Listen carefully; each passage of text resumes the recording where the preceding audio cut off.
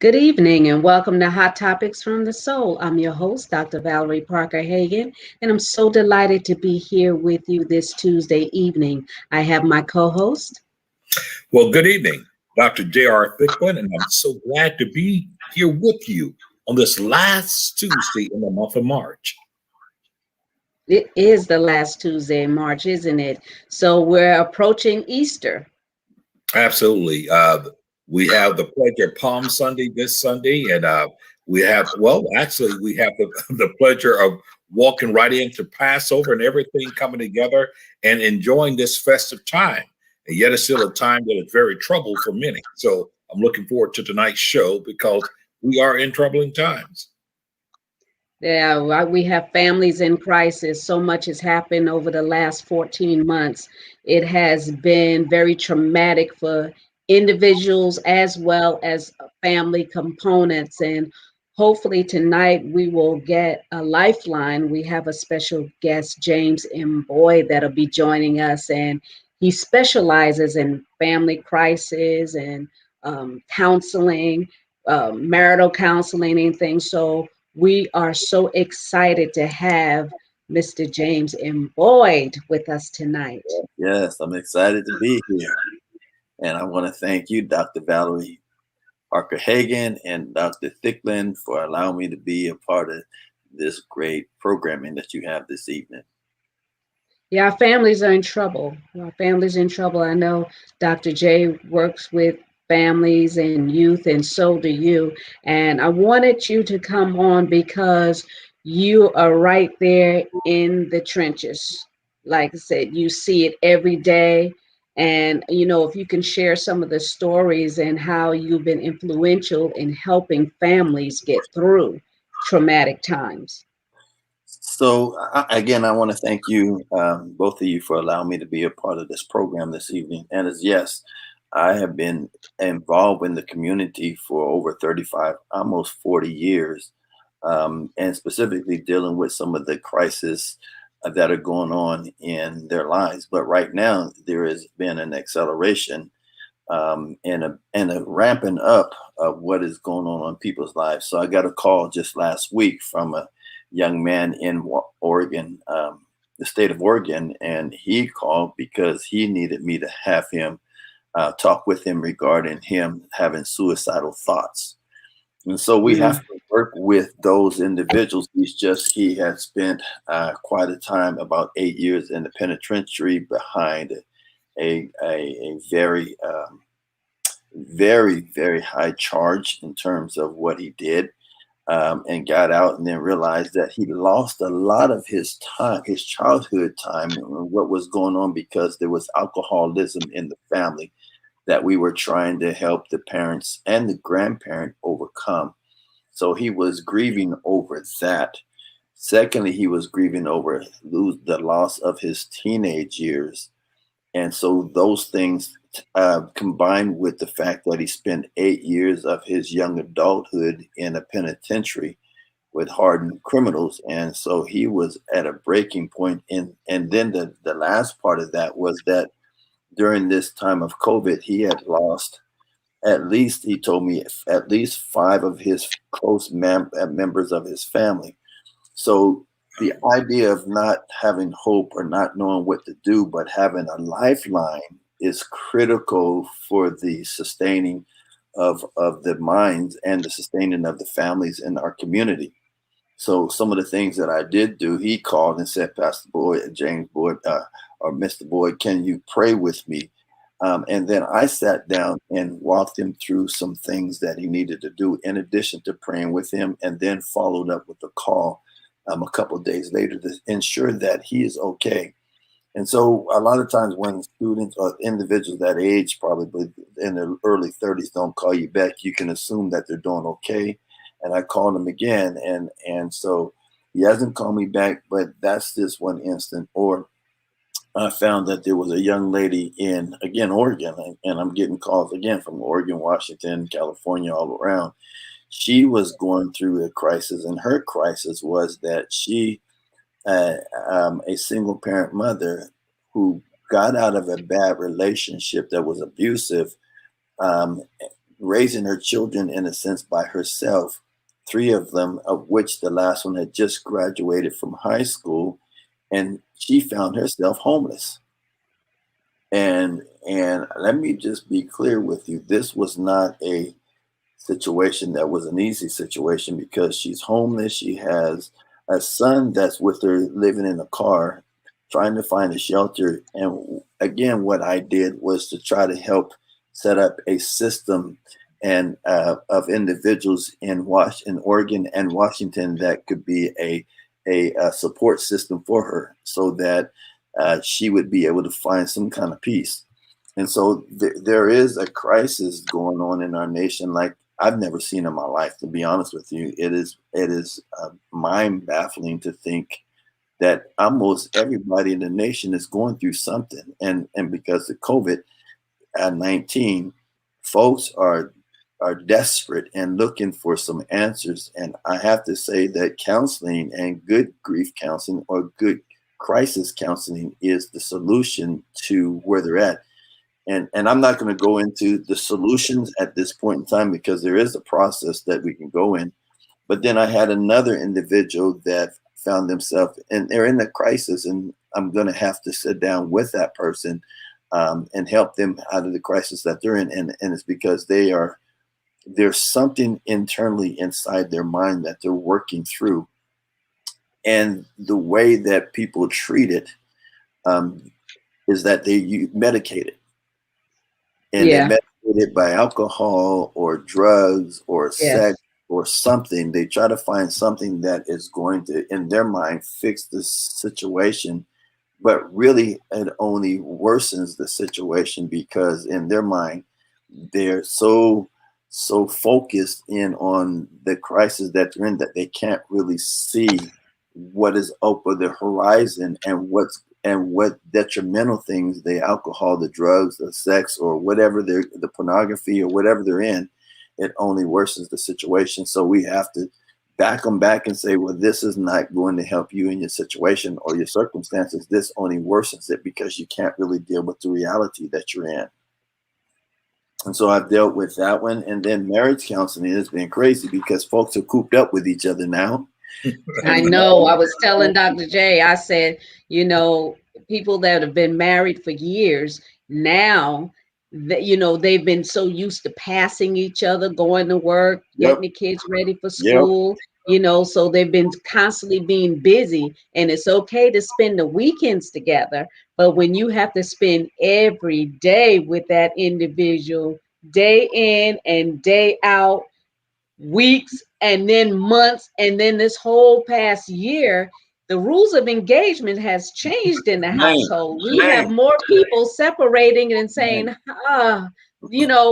they find themselves that they were living as roommates instead of, lovers, friends and lovers. So it has taken a toll on relationships.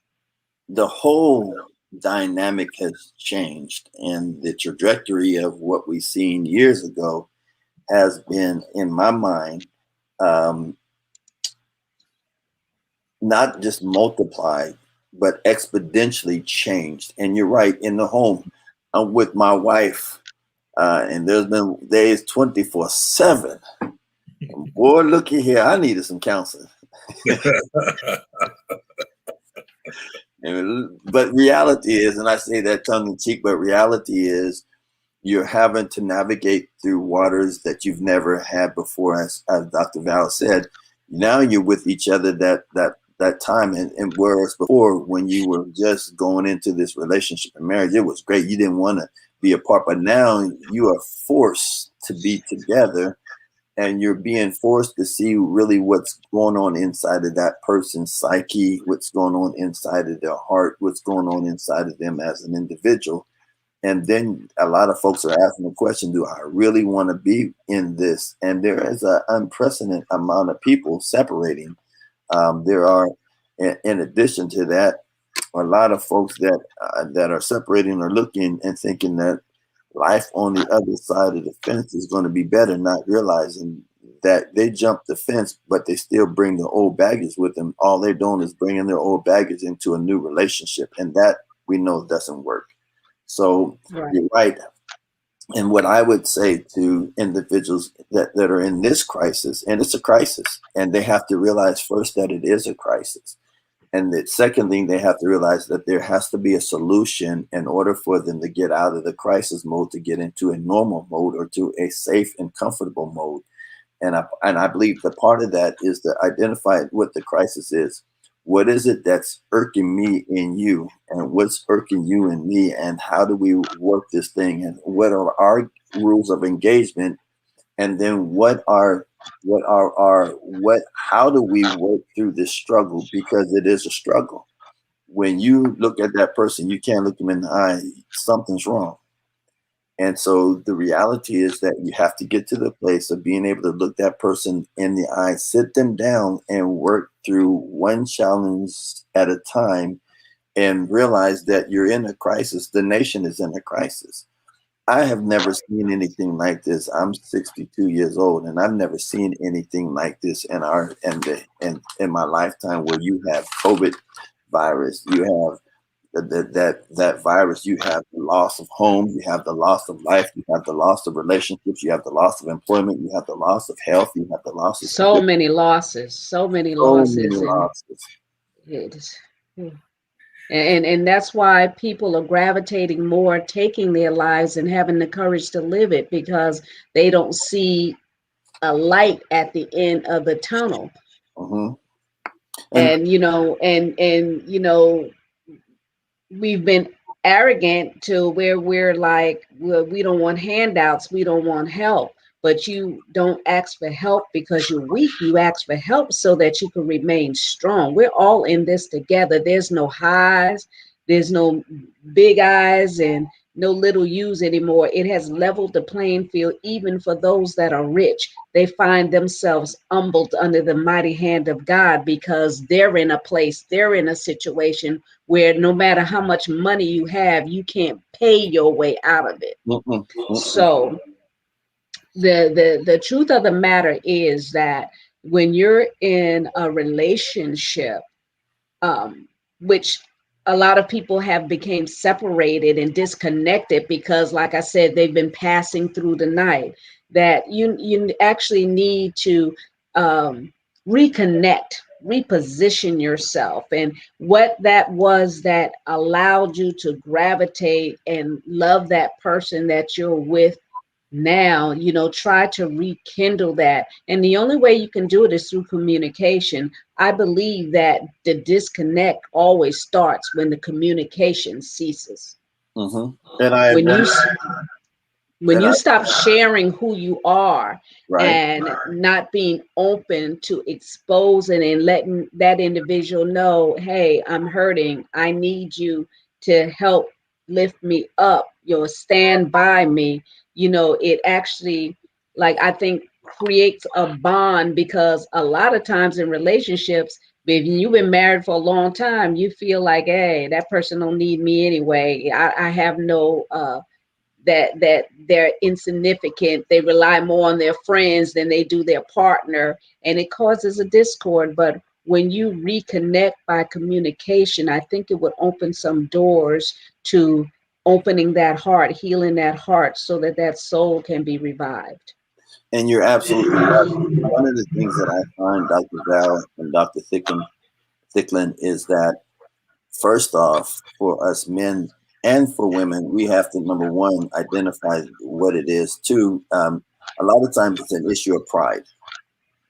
And you have to throw that barrier, because it's a barrier out to your health and wealth inside the family and the relationship.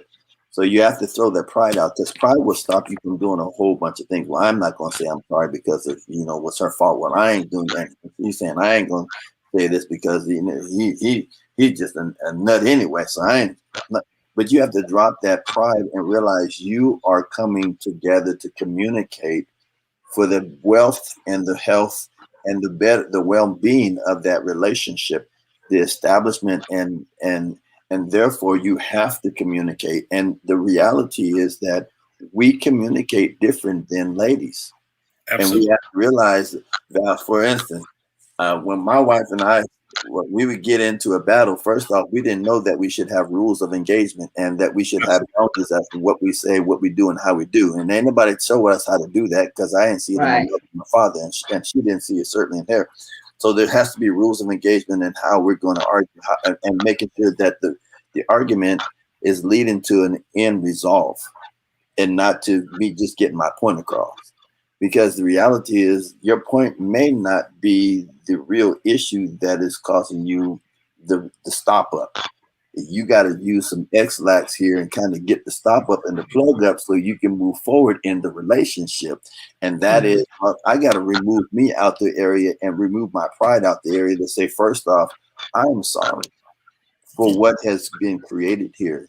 And I've had to come back repeatedly to your friend, Dr. Val, my wife, Charlene, and say, babe, I am so sorry because I was the issue. I was the problem. And I tried to model that when I was pastoring in Portland, Oregon, because I knew that the people had some of the same issues and they had to be able to communicate and they had to drop that pride. Once the pride comes out of the way, then you can start communicating. That, as John Grader says, women are from Venus, females are from Venus, and men from Mars, or vice versa. Y'all communication is so much better than our communication.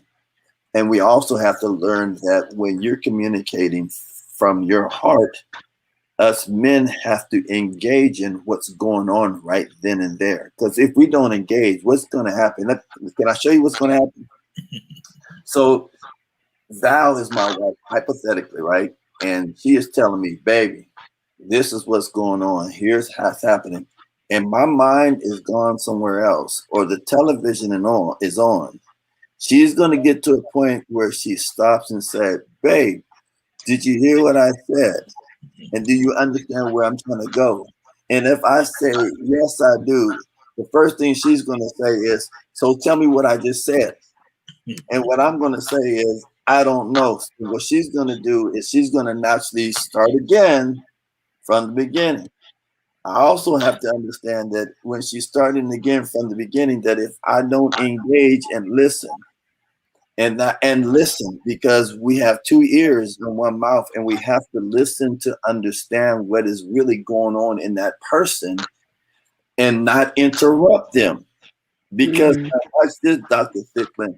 If I interrupt her, she's going to start all over again. All over again. So what's going to happen in me as a male is I'm going to get frustrated. I'm going to say, I'm done. And so in my mind, I'm starting to shut everything off because we done went around this twice and we still don't got to resolve, and we still not heading in the direction resolve and health and wealth in the relationship. So we have to be able to listen to each other. And then, as I've been taught to say, so what I hear you saying, baby, is yes, you get angry at me when I don't wash the dishes after myself. You get frustrated with me when I don't put the toilet seat down after I finish going in and doing what I'm supposed to do.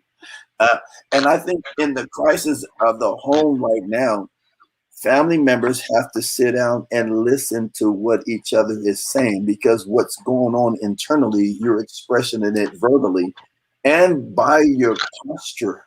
Because now Dr. Val could look at me like this. She's saying something, even though she ain't saying something. Right. Yeah, I was about to say that the way you come at the table to communicate makes a difference too. So I know as a woman, I have to check myself when I want to say something to my husband, because I know that if I say something in a certain way, it shuts him down. He won't hear me at all. So I've mastered the thing so that I know how to come into his room to say such and such, and so that he will hear me. And then he like, okay, babe, okay. And then it starts a communication. So it works on both sides. You know, yes, men have a hard time digesting what we have to say. And I believe part of it is the way we say it as well. And I think that works on both sides. And it's so interesting because some of the key words that you both have used tonight, you start talking about foundation, you start talking about the rules of engagement.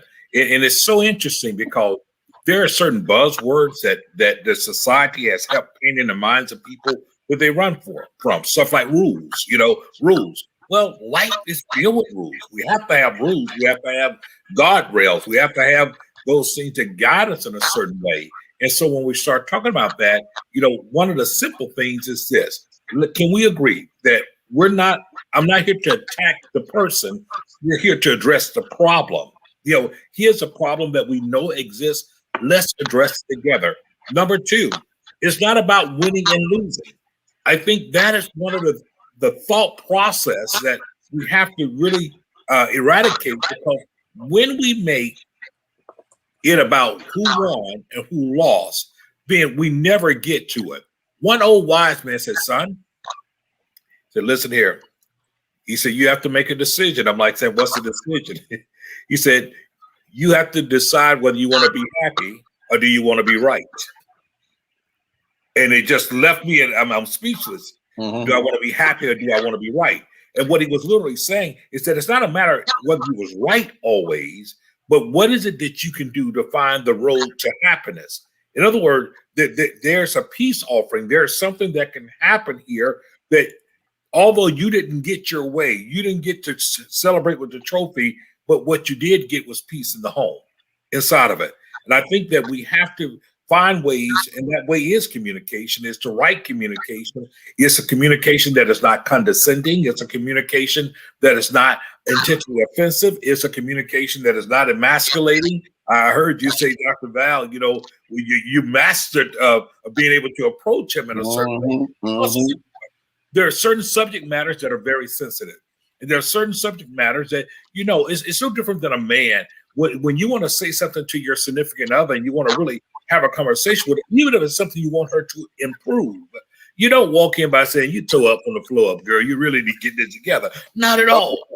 No, I mean, not if you want to come back around and be around anytime soon. But you want to say something that is more along in the line of, hey, you know what? I was thinking about this. Have you ever thought about wearing your hair like this? Or have you ever thought that, I think this color looks good on you? Have you ever, what am I doing? I'm literally suggesting things to her. And by the same token, I'm getting her to all of a sudden entertain the fact of something I might like. Now, try going in and say, baby, that style done wore out by now, girl. Man, don't do that. It's the 21st century and some, okay? It's time for you to move on. No, we're going to have a problem because it comes across as if it's a personal attack or if it's a personal criticism. I'm not saying that we should have a foundation of being able to talk to each other, but that goes back to those rules of engagement. The rules of engagement is that, listen here, we pledge to one another. I wouldn't do anything intentionally to hurt you, anything intentionally to tear you down. Mm-hmm. I want to hear your heart, and I want you to hear me as well. It's not about me being right or wrong, because sometimes if we're smart, we don't want to win every disagreement or every argument. We don't want to develop a track record of saying, well, I got that one right. I won that one. I won that one. Because at the end of the day, you might have won all of those things, but you lost the pure essence of what really makes you who you are. And that brings me to the identification of what both of y'all just said, and it's your approach. How are you approaching it? What is your heart? What is the goal? What is the alternative? What is the ulterior motive? What are we trying to achieve here? We're trying to achieve the unity and that love and that respect, because the authorities say that women need to feel loved, and the same authorities will say men need to be respected. Absolutely. But a woman will feel loved when you approach her with the idea of loving her and respecting her unconditional. And that's a difficult thing because we've always seen conditions on our love. And so when we approach the relationship, I've had to learn, I've been married 40 years. I'm not going to tell you that I haven't been wrong, and I'm not going to tell you she hasn't been wrong. I'm going to tell you I've been more wrong than she has. And I'm going to admit that. I know that's a hard thing for us to do sometimes. And I know Valerie's going to get me on this one later on. Well, pride. We all have pride issues. But your approach and understanding that You love this person, you married this person, you've seen something in this individual in this crisis. Is I always say that the crisis should not separate you. Watch this, but put the heat of the crisis to your back to push you and forge you together. Wow. So if you let the crisis put the flame and the heat to your backs, to both of you, it's going to push you together and not separate you apart. There is a passage of scripture that said, what God has joined together, let no man, no situation, no circumstance separate you. And the only way you're going to be able to do that is allow, besides Christ being a sinner, allowing the heat of that situation to forge you together. Because the tendency is, well, she got on my nerves, so I'm pulling back. That's the tendency. Mm-hmm. And that's not love. And yet there's times when we have to take a break and say, okay, let's resolve this. But right now you hot and I'm hot. And right now it's not the best thing, because I may say something that I really don't mean, but because now I'm gonna say this, and Valerie, she gonna jump on this one, Doc. Because most women can beat us in an argument. Hands down. Because of the way their minds are wired. And they're thinking while they're programming, and it takes us to get away to think the process through and think things logically, where they're thinking while they're talking. Absolutely. And then if they decide that we need a break, what they're going to do is they're going to go to their mama, they're going to go to their bestie, they're going to go to their therapist, they're going to go find somebody, and they're going to run their case to them. And that's how they're processing. So when they come back, they have all their ducks in a row. And how we process, we go away to think the process through. When we may call a best friend or a confidential person for us and have us to work But through but it's kind of hard for a man on many occasions to reach out and say, I'm going through this, because they want to always remain the dominant force. You don't want your friend to know your weakness and say, oh, you let her talk to you like that, and she did that to you, and it diminishes you even more. So I believe that's one of the reasons why sometimes that men fail to communicate and they hold things in. So although they may be going through a situation, like take the pandemic, we're going through this situation, we're here locked up in this house, and I'm not happy because I've been holding all this in, but now that I see you, it's flustering. It's just one more thing and I'm gonna explode. And it's not really just that one thing, but it's a combination of things that you've carried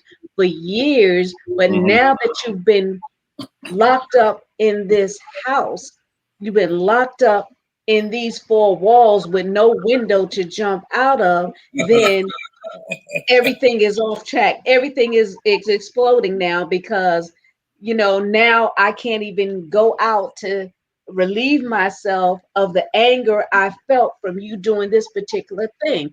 So what do we do in situations like that, Dr. J and James? Go ahead, Dr. J, and I'm gonna come behind you, sir. Well, I think here's the thing. We have to go back to understanding who we are. See, I do believe that adversity introduces a man or woman to themselves. I do also think that there's many times that we become very comfortable with the good times and the good seasons of our life, and we take them for granted. We take them for granted because, in fact, everything is nice, it's plush, and things are that way.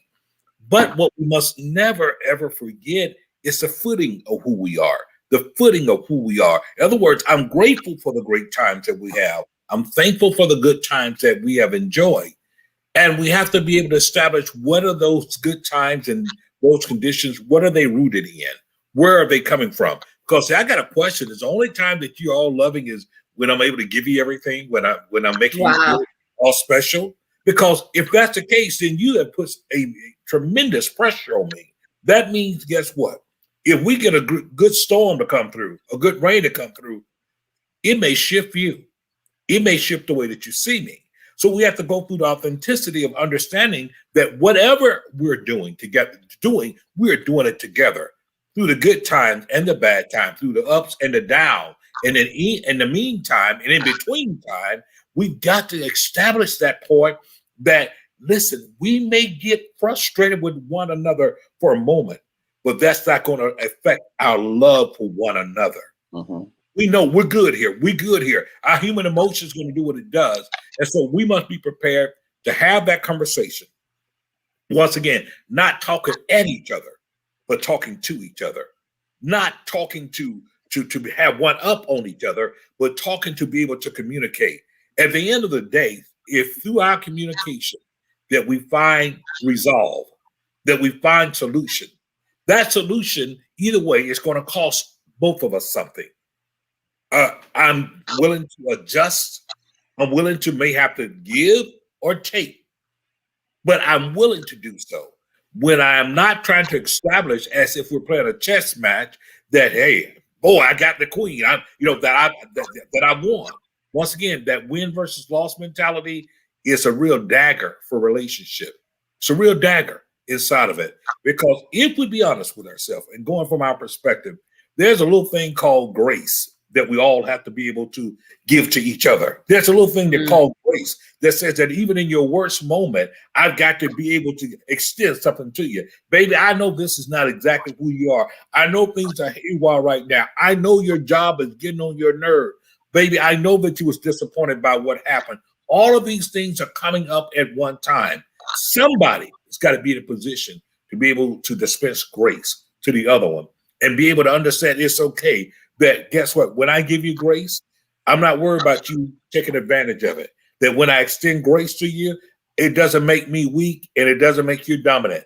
It's just the fact that because I have freely received grace, I've learned to freely give grace. Mm-hmm. Mm-hmm. And if we can I'm all reading one of the comments that Pamela says. She says that it cannot be always one-sided with the same person apologizing all the time, and that the pandemic should actually be a place where you learn to work out your problems together. That was from Pamela. Absolutely. Awesome. So and we have someone from Trinidad too. Okay. We have Trinidad chimed in as well. Okay. Sanika Brown Trimmingham. Hello to Trinidad. Hey, Trinidad. Absolutely.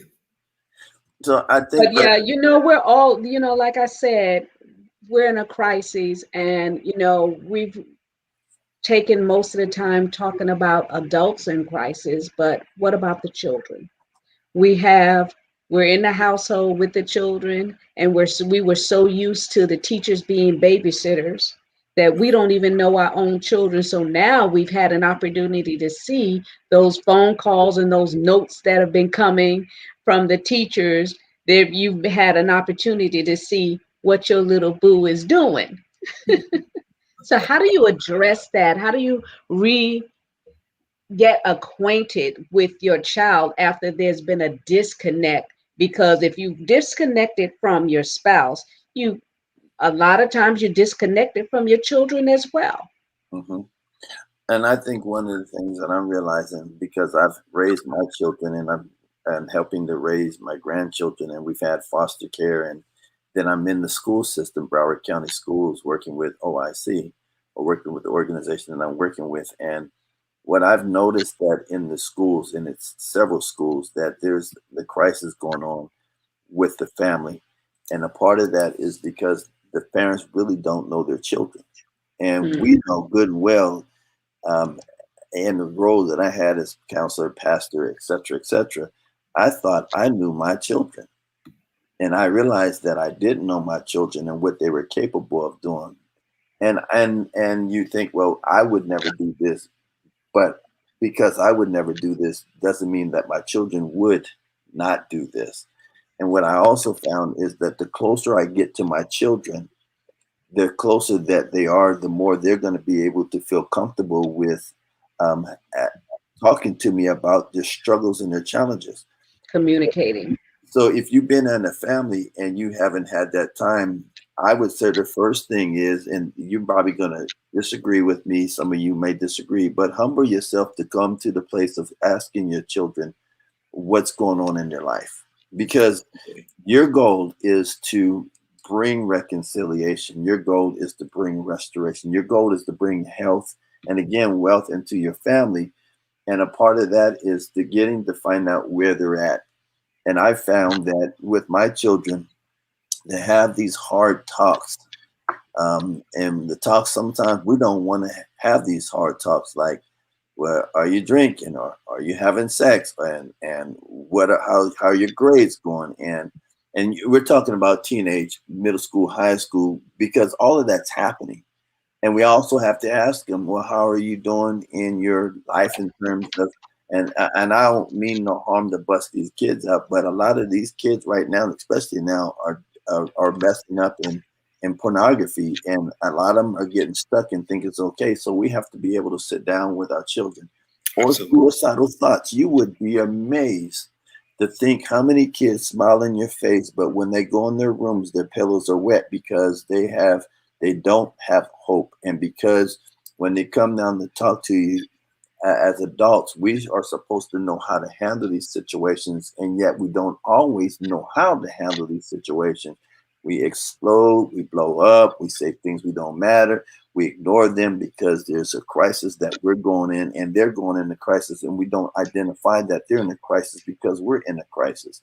So we have to identify the fact that our children are going through a crisis. It has not been easy. We had our grandchildren at this house. It was not easy having our grandchildren at this house and their parents and the education, and while we're trying to do what we're doing on our jobs, to see that there is a disconnect. But what I did find is that when the parents got after the school session, and this was at the beginning of COVID, after the school session, they would go out and have fun with the games and all the different things. They would play games, and they would not allow their children to get into those devices that divide us. Because no matter how good these things are, y'all got to understand that these can be very divisive in the home. And we had 4 generations in our home, and everybody was on this thing.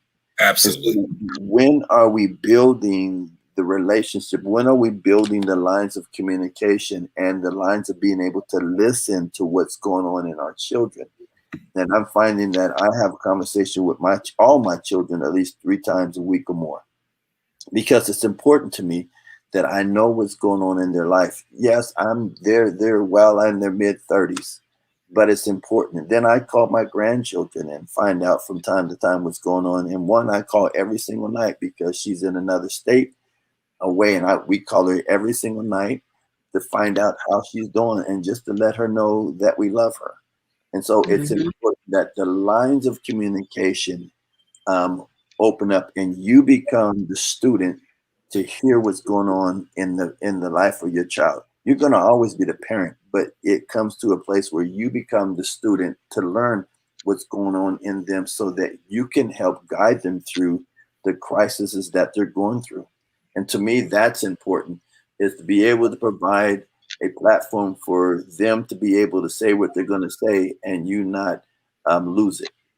You know, I think you said something so important there because of the fact, and I love that. I really admire the fact that you talk about your communication, how important it is to even be in communication with your older children and your grandkids and those type things. I really think that somewhere along the line, the generations have to conclude within their heart that there is no ironclad rule. What do I mean? Oftentimes, because our children do not act like we act the way we perceive that we act when we were their age, we often say, well, hey, we had to learn. We had to get it on our own. This is what happened to us. They're going to get it. They're going to have to get it the same way that we got it. And what I've discovered, that's not necessarily true. The playing field is different. Yes, it is. Yeah, it is. Definitely different. The circumstances are different. The things that society even presents and throw at them is different. Yes, we can say on one hand that, man, they have opportunity, they have access to technology, they have access to all those things. But those are the very things that we look at as asset are also liabilities. Exactly. And so we have to understand they're not able to navigate always the same way. And having your present knowledge, having your present counsel, not your present criticism, but your present counsel can make it a lot easier One of my second youngest son, he I know they put so much pressure on himself because he wants to be this great father. He wants to be this great father, and then he wants to prove to me that he's this great father. Well, he broke down about 3 weeks ago to tell me, listen, I need you. I need you now. And no matter how well I thought I had done, it was a wake-up call for me. It was a wake-up call for me to realize that he is saying, Dad, I find myself in a situation that I don't recall how you handled it when you were in this situation. But I need some guidance. I need some. And you know what it made me think about? I spend my life talking to people, fathers, children. I'm out there all the time doing this. And maybe I've concluded that my work was done. And that's the problem with a lot of us. Maybe we concluded that our work was done. Maybe for many of the parents who discovered that there were little people that belonged to them that they didn't really know because the school had them most of the time, activities had them all the time, and now they're home. And guess what? Nowhere to run to, nowhere to hide. Nowhere to hide. And now we're dealing with them, and we realize that we didn't know them as well as we thought we did. Exactly. We didn't. And so we have to humble ourselves once again to be both the parent, the teacher, and the student. Mm-hmm. So our great friend, the late Dr. Miles Monroe, used to always say this. He said, the whole world is my classroom, and everyone is my teacher. Yep. And even our children, it doesn't take nothing from us, but we can learn from them. We can learn about the things they're going through. Because you talked about earlier, the crime, the suicidal ideations. We see those things happening more and more inside of things. People feeling trapped. People feel trapped because of loss. When we talk about anger, one of the reasons for anger is oftentimes people have this sense of loss, unexpected loss or failure that they did not expect to have. And it's easier for someone when things are going good for them to say, oh, get over it, grow up. Hey, you're going to be all right. But in the moment, the listening ear, the gentle attention, in the moment, you might just need to hold them. And what I've discovered is sometimes I don't always have the answer, but there's something about that presence. My presence, whether it's a physical presence, whether it's even a FaceTime presence. Sometimes the fact is, son, I'm listening. You have my undivided attention. Mm-hmm. Bottom line is, as parents, we need to show up. Right. We need to show up, not just to discipline, but we need to show up in ways, show up in love, show up in caring, show up in giving, and pay attention. Pay attention to what they're not saying, because I'm now more so than ever, the bullying, which is a form of domestic violence, they're one and the same. The bullies at school, so they transition from school to internet. Mm-hmm. And their cell phones. So it's constantly, but they attack you mentally, and then it wears on you physically. So that's where the not being able to breathe and the suffocation and thinking, well, all is lost. I don't want to see tomorrow, because they won't want to face the antagonizing bully that has overpowered them mentally to not be able to stand up in their own power.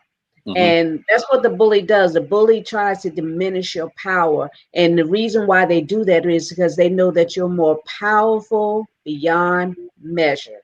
Mm-hmm. So they know more about you than you know yourself. But we need to be that force, constantly feeding their value, their worth, so that when that bully comes up against them, they can be able to stand, because they're emotionally sound.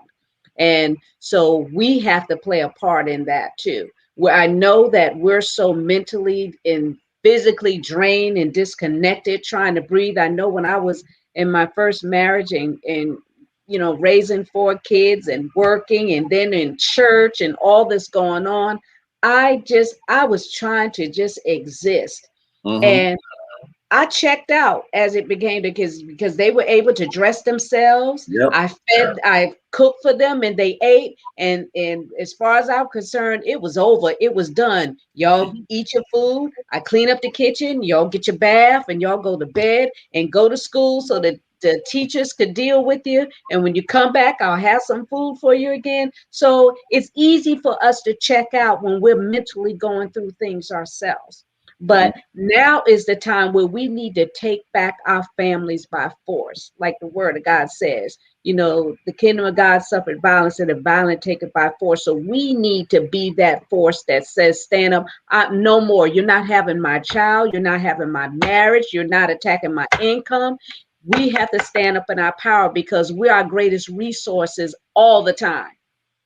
We have everything we need in order to shift to that next level. And if what you had two people working and one's not working, then the other one helps with the children and deal with the home, so that one that is working can have a clear mind, because our wealth is based on our ability to think. So if we can't think of nothing, we can't shift and move. But know that when we shift together, and we all go together, but we have to go whole, not broken.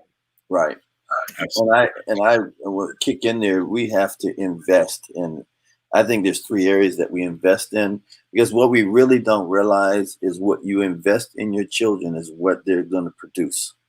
Ooh, wow. Yeah. And so we invest time in our children. The person that said was not the amount of time, but it's the quality time. To me, that's a lie, because you have to invest time into whatever you're building. If they say that you got to invest a couple 100,000 hours into whatever business you're building in order for it to be successful, then how much more time do we have to invest in our children, in our families, for there to be what we want it to be? And time has to be one of those things. When I was growing with our children, we bought everything that we could. We don't have a whole bunch of money now, but we invested. We took them on trips. We took them and bought skis. We did everything we could, and we did everything that we could. I went to basketball games, football games, soccer games. I went to watch my daughter cheerlead. I went on a golf course that I didn't understand what I was doing, and picked up somebody else's ball and threw it. I didn't know what I was doing. My son said, "Put it down." I threw it because I wanted them to know how much I loved them and care for them, and I was Participate. right. And it was something that I didn't particularly enjoy, but they did, and therefore I had to invest my time in my children's lives.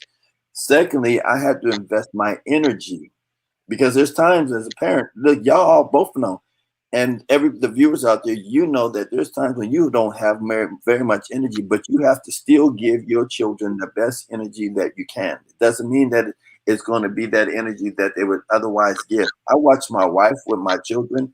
My wife goes out 100% anytime something is going on for her children. She goes out 100%. I'm not going 100% the way she does, but I go 100%, but just not the way she does. She'll fix food. She'll fix this. She'll get that. We'll clean the house.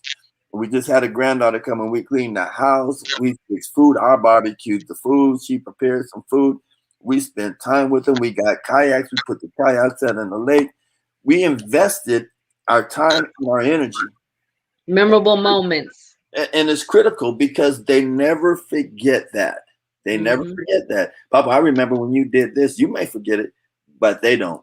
And then the third thing is we invest our finances in our children. My granddaughter, I established her a bank account, and my grandsons got bank accounts. And I decided during COVID, I'm going to teach my grandsons how to invest money and how to think on their level. Yeah. Because that's critical. And so if I teach them how to do finances, then they won't be in the same binds that many others are in. And so I teach them, but I also give them finances, and I teach them how to make money work for money by when we do jobs, and I'll hire them to do jobs, and I'll work with them, and I teach them, and then I give them a little stipend and say, now, if I were you, I would take a bit of that money and put it here. So what I'm saying is, it is critical that we invest finances into our children, but we also teach them how to do finances.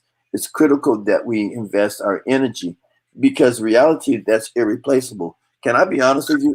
Like your children, all my children, if there's something going on, we invest the time. If there's a crisis, I'm going to call everybody that I know to pray.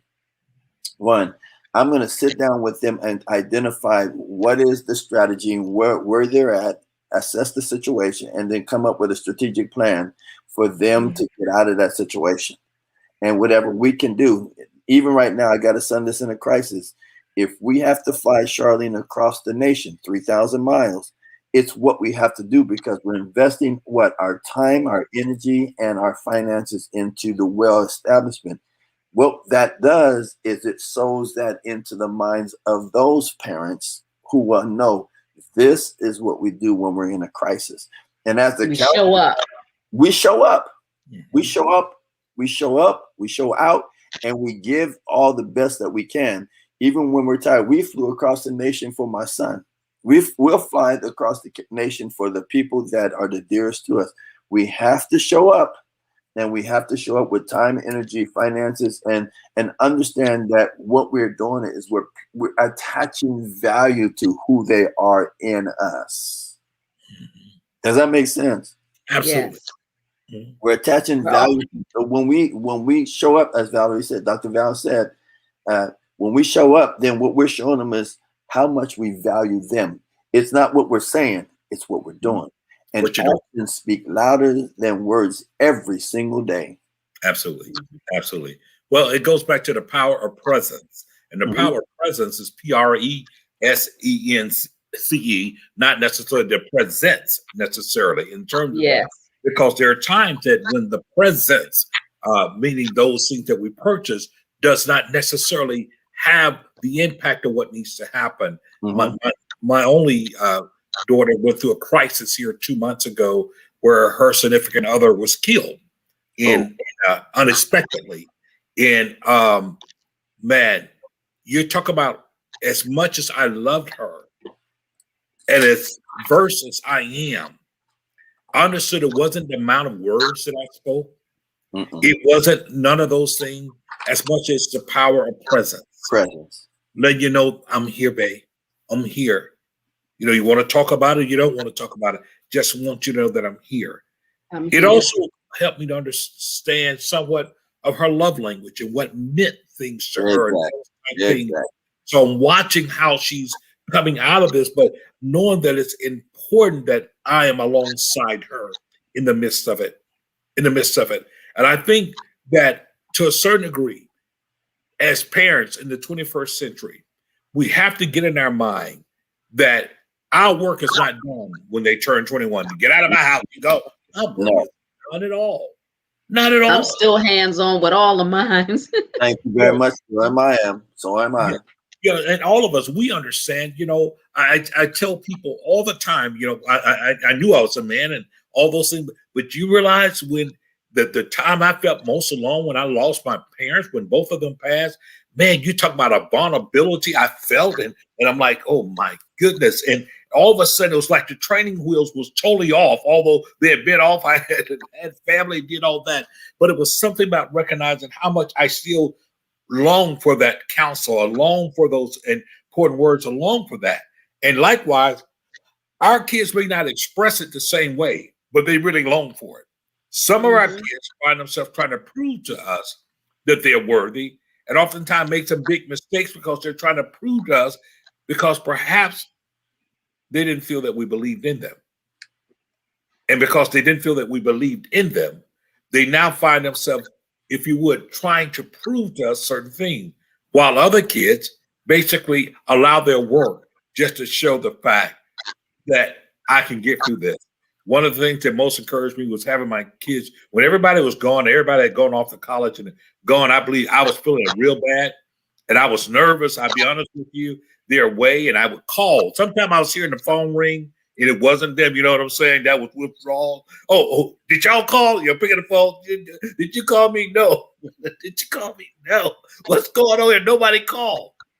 And when they recognized that it was me feeling a certain way, and I was concerned, the words that comforted me, my kids said, I never forget my son said, Dad, don't you trust what you taught us? Thank you. Oh, wow. Good. And when they told me that, I was like, don't you trust what you taught us?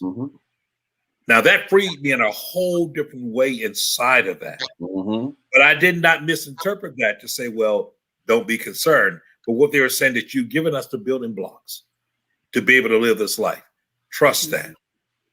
Yeah, But and that's really what it's all about. We're almost out of time, so James, I know that you're a counselor, and I've been putting up your email address so that individuals can reach out to you, because you do various counseling sessions, marriage crisis, um, young adults, suicide, things like that. So I put up your email address so that individuals can reach out to you, and perhaps you can work with them through their process. Now, don't overwhelm or think they'll have a miracle. It's just that we need to reach out for help, like I Mhm, said, because our people don't think that we need counseling or mhm. that we need help. We want to keep it bottled inside. But I'm telling you, if you're able to communicate and express how you feel, it will help you go back home and with new eyes so that you will be able to help the healing process in your home. So if you want to speak on that, this few minutes we have left, so that individuals can reach out to you. So I'm available. You can send me an email, and I'm more than happy to respond in the email. Set up an appointment.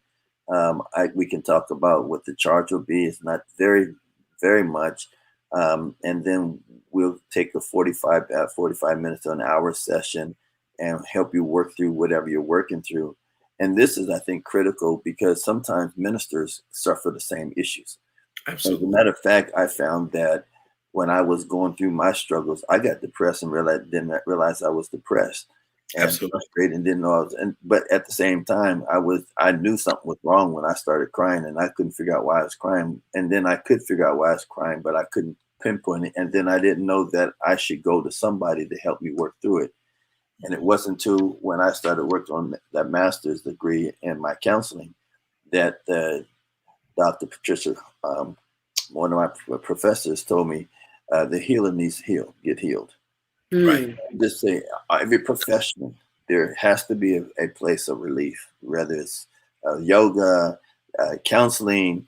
You've got to find a place where you can get that therapy that you need, so that Center. and so we're able to help you to come up with something, a plan and a solution. But you have to be willing to take it and be the person that helps contribute to that vision board and of where you want to go in your life and get that healing. And again, it doesn't mean that it's going to come overnight, but what it does mean is that we're laying out a strategic plan for you so that you can get that healing. And so Dr. Val has put my email address down there, and I will look at my emails and respond to you ASAP. Probably not tonight because I have a limit as to how many jobs I can do at one time. And since I am working 3, almost 4, besides being a husband and a grandfather, I'm more than happy to respond to you and come up with a plan so that you can get that healing and that wealth in the family that God would have you to have.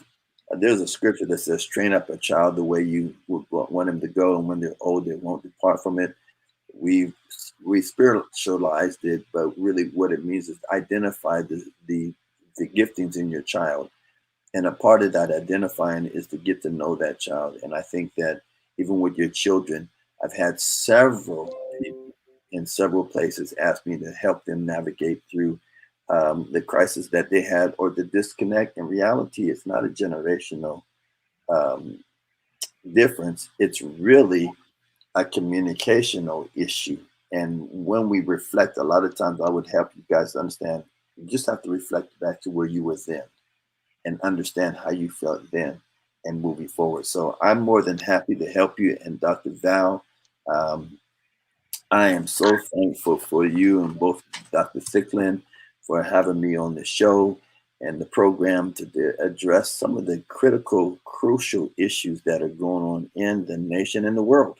It's without a doubt an issue that has to be addressed. And I don't think that this um, should be the only time that you address this because it's really pertinent right now. I'm having folks call me from all around, and I'm having to say, here, let's discuss this. And then I'm also giving Bible verses for empowerment for people that are in the church, and for people not in the church. Here's some things that we can work with. Yeah, we have to be willing to participate in our own rescue. So, Yes, we do. um, James, that's your email address up there where an individual can reach out to you. And Dr. J, that's his website there. And he has information on there because he also does coaching and counseling as well. And if you go to my website from thesoulafofawoman.com, there's a library of information there dealing with domestic violence, suicide. There's 800 numbers that you can call. There some tips on there for you to get. So, and all that's free. If you go to the website, you'll see the information there. And, you can sign up for my newsletter so that you can be a part of my database. So when I'm doing something, I can email you and let you know. But information, and communication is always the key to a Yes, it is. breakthrough. Yes, it is. So I thank you all for joining in, and all those that were sending us messages during the show. Thank you so much. It's appreciated. We're here because you're here. If you have a topic that you want us to address, you can put that there or send us an email and we'll address that, because knowledge is power and Yes, it is. together we win. So thank you so much for joining us on another hot topic from the soul. Good night and God bless. Thank you. Good night, everybody. Good night.